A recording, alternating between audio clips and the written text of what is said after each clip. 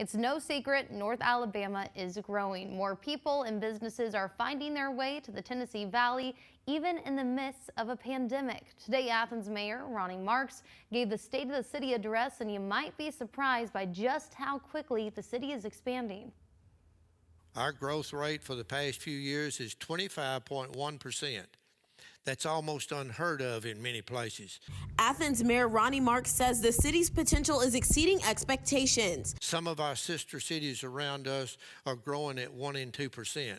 Madison and Huntsville, as you know, are growing at like 13% and 9%. Athens has a $32.5 million general budget this year. We're told the city is working on a master plan to get ready for all the new people and businesses, with 4,000 new housing units already approved. You're going to have another 8,000 people in population.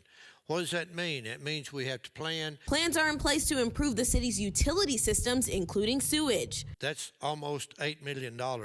That's money up front that needs to be spent to kind of bet on the revenue on the back end. New fire departments could be on the way, and the city is raising pay for some responders to avoid losing them to other job markets. For our police department, we increased their base salary by $6,000. We increased the fire department by $6,000. A moment to thank the city's health workers at Athens Limestone Hospital, who thanked the community right back. The way that our community came together to support our employees is unbelievable.